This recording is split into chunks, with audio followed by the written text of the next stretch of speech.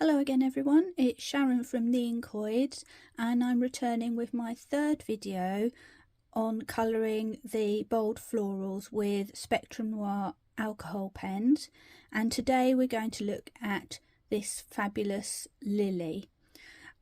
I am going to just briefly go back over the paper and the ink that you need to successfully colour with alcohol pens. So first of all, you need Neenah cardstock or the Crafter's Companion multi-purpose cardstock. Both of those will work for your alcohol pens, but the Neenah is really the best one if you can get hold of that. And I mentioned briefly on the last video that you need to use the right ink. It needs to be a dye-based ink, and I usually use Memento, but since the last video I've dug out one of my Crafter's Companion alcohol proof ink pads, and I'll just bring it into view. There we go. So the one that you need is the one with the picture of the alcohol pen, and it actually says that it's got alcohol proof dye. So that's the one you need. This is a brown one, but it comes in black, grey, various other colours. This just happens to be the one that I have. So moving on to the image for today, we're going to be looking at this beautiful stamp, which is the lilies, and I've actually chosen to colour my stamps in an orange tone as well. So I'm going to reveal what I've coloured so far. There we go. As you can see, mine, although it's orange, it does look quite different because everybody's interpretation is different. I'm going to go over the pens quickly so that you can see what we're using for this particular example. So these are the pens that I've chosen for today. I have Citrus Blend, and I'm going to use the mid colour for that, and I'll explain about that as we go along. I have Burnt Orange Blend, which is a softer kind of orange, a more subtle kind of orange, and I have Orange Blend, which are very, very strong colours.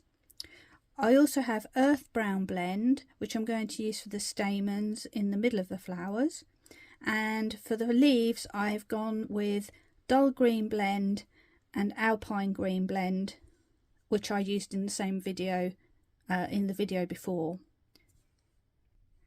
Today I'm going to focus on the flower only. The leaves that you can see I've already coloured, but I've used exactly the same colours and technique that I used for the previous video featuring, what was it? Petunias. So the petunias used the exact same colours and the same technique as I've used on the leaves here. They're just a different shape, that's all.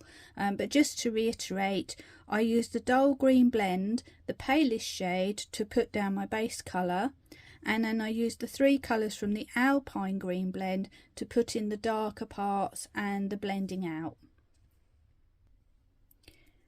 And now I think we're ready to start colouring a petal on our lily. I'm going to colour this one here, and just like all the other flowers before, we're going to start by putting a base colour down, which will eventually be the highlight. Now, although these flowers are orange, if I just use the orange, it will all kind of fade and merge into one, and we won't get a bright highlight. So what I'm going to do is use the Citrus Blend, the CT2, which is the middle shade, and I'm going to cover the entire petal with that colour to start with. And what will happen is that not only will it give a strong highlight for us, which you can kind of see around here and around here, it will also kind of glow through a little bit, which will add to the depth and colour of the flower. So just like before, we're going to start off with colouring the yellow all over, and again we're just going to do one petal at a time, or if you've got little tiny bits like this you could do a few at a time. So there we go, one petal down.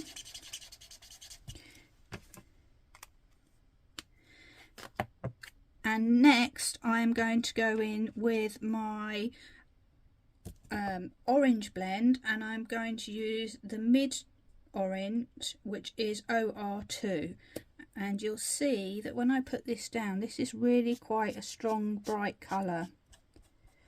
So I'm using my usual flicking technique, starting from the dark area, the shaded area, and pulling out, and I'm going to pull in a few from the top there, because in my mind that petal is curving downwards. Now I'll probably come back and expand on this later, but we'll leave it at that for now. And then I'm going to go with my darkest orange, which is called OR3, and add some real dark areas in the areas that would be most in shadow. Again, I'm going to pull it out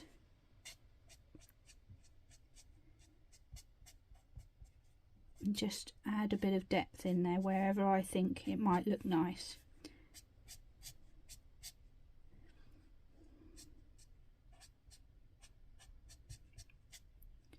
Now back to my mid colour, which is OR2, and I'm just blending that out a bit further and changing the shape of my highlight a little bit as I go along. That doesn't matter, it doesn't want to look too straight and contrived, I guess you'd say, so that's good, but you just got to be careful not to lose it completely. Now if I was to go with my OR1 now, it would still be a very bright orange, and it would be hard to get the contrast or the blend between the orange and the original yellow that we put down. So what I'm going to do is go to the burnt orange blend and select my mid colour, which is BO2, and I'm going to blend again just a little bit into the middle of my flower. Then I'm going to go back to my CT2 and I'm going to just scribble around, and I'm not being careful, I'm going over the edges, I'm going outwards all over the petal almost, because I really want this to go a bit fuzzy and blend a bit more. So there we have that bit there. And now I feel like I maybe want to just go in and boost some of my colour. So I'm going back to OR3 and just doing a little bit of flicking.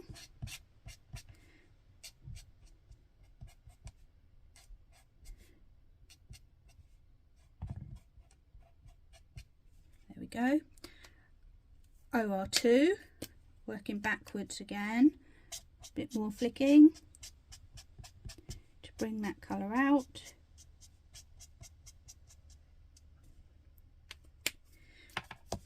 Onto my burnt orange, which is BO2.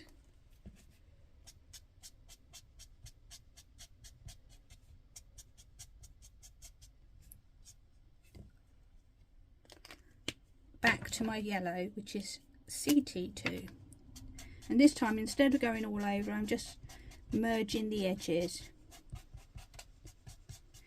Now if that looks still a little bit too solid, that yellow area in the middle there, what you can do is then go back to the burnt orange, but go to the lightest shade, BO1, and just do the tiniest little flicks just to break it up a little bit, but not obliterate the actual highlight. So that's what I've done just there, and that's one petal complete. And when it dries, you'll find it will continue to blend, etc., and it's going to end up looking more like these petals around here. And then I'll just quickly talk about the stamens in the middle. I've used earth brown blend for these. Now you can use whichever browns you like. Again, very simple to do these. I've just gone in with the light colour EB1 all over, picking up the little stems as I go along. I'm not sure if that's one or not, but it is now. Like so. And then flip the pen round to the darkest shade, which in this case is EB3, and just add in some little shadows on the top. and that's literally all you need to do with those. And it's enough of a difference of colour to show against the bright oranges but not completely overwhelm the picture. So that's it. That's a quicker demo today. For my next and final demo on this set, I'll be coming back with the daisies. So I look forward to seeing you soon. Hope you're all well. Hope you've enjoyed this video, and bye for now. Bye.